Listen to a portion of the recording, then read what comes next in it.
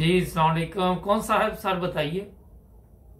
Sir वालेकुम रहमतुल्लाहि व बरकातहू। जावेद इकबाल चीमा मैनचेस्टर से। जी सर।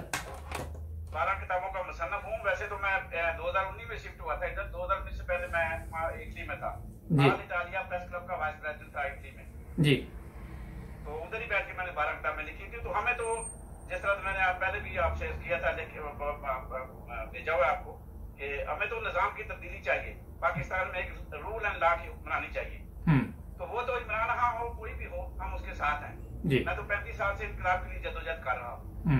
तो वक्त आपको मिलेगा तो मैं इंशाल्लाह वो सारी किताबों को एक गजल भी किसी वक्त आपको सुनाऊंगा। मगर इस वक्त पैगाम ये है कि हर आदमी जानता है, अब कोई बात ढकी छुपी नहीं है। इमरान खान बताए या ना बताए, अब जनरल बाजवा इसमें मुलव्वस है, इस गद्दारी में, इस साजिश में, इस जिस तरह की मुदाखलत में जो भी हैं हमारे। मैं तो उससे पहले कि मैं दूसरे जनरलों के बारे में बात करूं, इस जनरल के बारे में ये बात करना चाहता हूं कि तुम्हें किस चीज की कमी थी। तुम्हें किस चीज की कमी थी? इज्जत, शोहरत, दौलत सब कुछ तुम्हें अल्लाह ने दिया था, तो बिकने की क्या जरूरत थी? इस एटम बम और इस मिसाइलों के तजर्बे करने की क्या जरूरत है? पाकिस्तान के साथ इस खिलवाड़ करने की क्या जरूरत थी? इन चोरों, गद्दारों, इन लोगों को जो करप्ट हैं उनको हमारे ऊपर मुसल्लत कर दिया, लाके बैठा दिया। ये कोई इंसानियत है? ये तेरे अंदर कौन सा अखलाक है, कौन सा दीन है? क्या मेरे अल्लाह ने, मेरे नबी ने ये कहा था? क्या यही पैगाम दिया मेरे अल्लाह ने? तो कब्र में क्या लेके जाएगा? चलो फर्ज कर लिया कि तू जीत गया, इमरान खान को कत्ल भी कर दे, मार दे, सारी इमाम को तो कत्ल कर दे, जो कुछ तूने किया अब से सामने है, राम सनावल्लाह जैसे लोगों से कत्ल करवा रहा है, तो इसका हिसाब तू देगा, इधर जाके देगा कब्र में। क्या तुझे कब्र याद है? क्या तेरे अंदर कोई इंसानियत है? क्या तेरी इज्जत, गैरत, इंसानियत सब मर गई है? क्या तूने इसके लिए क्या कदम उठाया? क्या सोच के तूने कदम उठाया? तुझे क्या चाहिए था? तुझे सब कुछ तेरे पास था। अब कितनी दौलत तुझे और चाहिए? शरीफ खानदान से या अमेरिका से या खां से लेगा, किधर से लेके जाएगा? तेरी इतनी इज्जत थी, तेरी इतनी इज्जत थी मुआशरे में, फौज में, हर तरफ। अब तू खुदा की कसम कभी तू सोच भी नहीं सकता कि जिस तरह अयूब को कुत्ता कुत्ता हाय है कहते थे, उसके घर वालों को नहीं पता था कि बात क्या हो रहा है, और उसके बच्चे पोतरे दोस्तों को पता था, वो नारे मारते थे। तो ये क्या समझता है कि 30 करोड़ आवाम जो है बेवकूफ है? अब तो हर बच्चा शोर है। मेरे जैसा अनपढ़, जाहिल, बेवकूफ आदमी चलो मान गया कि मैं बेवकूफ हूँ, मगर कम से कम 30 करोड़ आवाम को धोखा मत दो खुदा के वास्ते। अगर तो इज्जत खाक पे बुला तुमने अपनी भी, फौज की भी। अच्छा ये बताइए, यहाँ एक सवाल है। लोग कहते जी ये जो हमारी फौज है, फौज की तो बड़ी कुर्बानियां हैं, एक आदमी अगर गलत हो जाए तो उसका मतलब ये नहीं कि फौज पूरी जो है वो गलत है। फौज ने तो हमेशा माशाल्लाह आपके इल्म में है, सलाब आ जाए, जलजला आ जाए, कुछ भी हो जाए वहां पहुंचती है। लेकिन लीडिंग रोल ही चलता है ना मेरी जान, लीडिंग रोल ही चलता है ना। जनरल जिया ने खिलवाड़ किया, मुशर्रफ ने खिलवाड़ किया। जनरल जिया की गलतियों से, शराब पीने से, उसके बाद किरदारी की वजह से मुल्क 2 लाख हुआ। तो लीडर क्या चलता है ना, जो लीड कर रहा उसी पे निसार है ना। बाकी फौज क्या करेगी? मेरा भाई भी फौज में था, मेरा बहनों भी फौज में, मेरा खातू भी फौज में था, मेरे सारे अभी भी अजीज रिश्ता फौज में है, मेरा कजन कर्नल था। बात यह है कि वो क्या करे? ये तो उनका अदारा है जो लीड करता है, वही सब कुछ आर्डर मानते हैं। अब ये तो नहीं हो सकता कि हम किसी सिपाही को कहें इसको गोली मार दो, नहीं, वो तो खुद ही ऐसा हो जाता है। तो अगर एक आदमी लीड कर रहा है, उसकी गलतियां हैं, तो उस गलती से नुकसान पहुंचता है, तो फिर कसूर किसका है? फौज का तो कसूर नहीं है।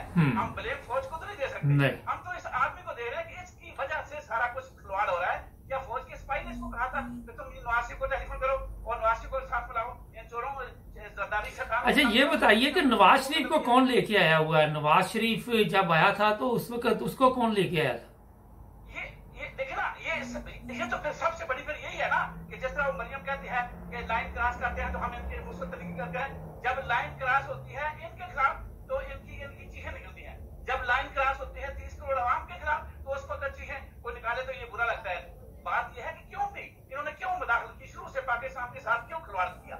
जनरल जिया ने किया, जनरल याहिया ने किया, और उसके बाद मुशर्रफ ने किया। सब कुछ क्यों? अगर आते हैं तो फिर कुछ करके जाए ना। गंद को साफ भी नहीं करते, मजीद गंद फैला जाते हैं। भाई तुम अगर इज्जत चाहते हो, मैं 2 अरफों में बात खत्म करता हूँ कि अगर ये जनरल बाजवा अपनी इज्जत चाहता है तो फिर मार्शल लगा दे। इससे बेहतर है इसे इज्जत भी मिल जाए, शोध मिल जाए, पैसे मिल जाए, सब कुछ हो जाएगा, इकबाल मिल जाएगा। वो बेहतर है इन चोरों लुटेरों से हमारी जान छुड़ा दे। अगर ये नहीं करता तो फिर जनरल बाजवा से बड़ा बगैरत कोई इंसान दुनिया में पैदा ही चले जरा हाथ होला ही रखे बहुत ज्यादा। चले बहुत शुक्रिया सर, थैंक यू जी। नहीं देखिए ना, कर क्या रहा है ना, या तो ये एक काम करो या तो मार्शल लगा दो, हम तुम्हारी इज्जत करेंगे। तुम निजाम को तब्दील करो, हम अच्छा मार्शल्लाह कई दफा मुल्क में लगी मार्शल्लाह, लेकिन मुशर्रफ के पास भी ताकत थी मगर उसने भी कोई काम तो कोई नहीं किया मुशर्रफ ने भी। यही तो मसला है ना, मुशर्रफ के साथ हम पहले दिन हमने मिठाइयां बांटी थी, नफर पड़े थे कि चलो आ गया, शुक्र है इन सियासतदानों चोरों से निजात मिल जाएगी, मगर उसने नहीं किया ना।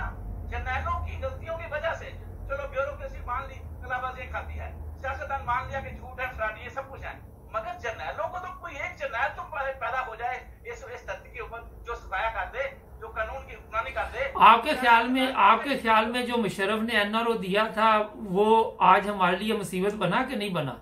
इंतहाई गलत। यही तो गलतियां हैं जो हमारे आगे आ रही हैं।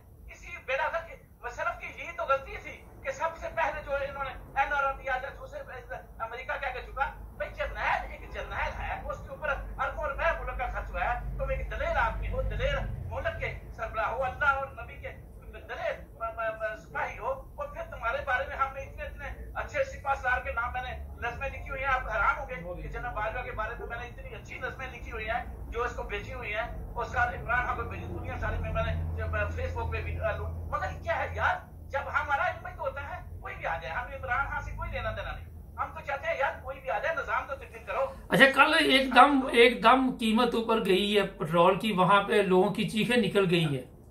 मैं कहता हूँ ये सारी चीजें एक तरफ कि ये कहते थे ये नाअहल है, ये जो है ना वो सिलेक्टेड है, ये महंगाई कर रहा है। भाई फिर तुम आए हो तो कंट्रोल करो, उसी सिलेक्टेड की पार्लियामेंट में तुम बैठे हो, अब यू आर सिलेक्टेड, तुम सिलेक्ट किए गया हो तो अच्छे हो, वो सिलेक्ट किया गया तो बुरा है, तुम महंगाई करो तो ठीक है, वो महंगाई करे तो बुरा है। भाई देखो कम से कम कोई रूल को क्या रूल है? बेटा जो पंजाब में इतना जुल्म कर रहा है कि लोगों के घरों में छिलांगे पुलिस को भेजी, भाई देखो क्यों व्हाट इज दिस नॉनसेंस? जब चादर और चार दीवारी का तोहफा नहीं है एक आदमी नहीं, लेकिन वो तो मरियम के लिए वो तो मरियम के लिए है ना, एक ही औरत है पाकिस्तान में जिसको मेरा ख्याल है सबसे ज्यादा इज्जत की जरूरत है। लोगों की औरतों को तो इज्जत की जरूरत नहीं वहां पे।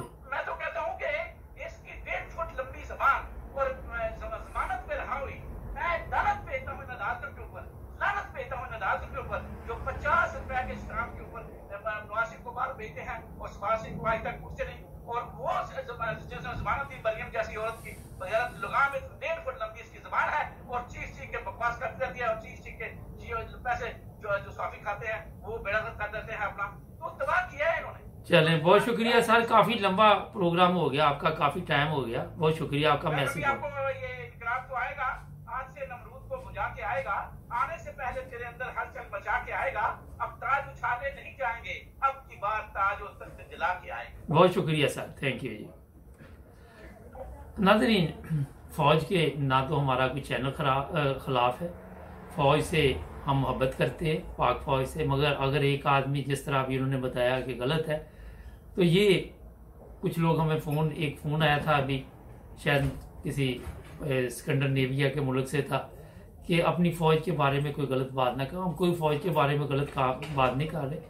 अगर आप इतने मुहब्बे वतन हैं तो अपने वतन में जाके रहें, फिर आपको पता चले। सब्सक्राइब करें, जुड़े रहें हमारे साथ।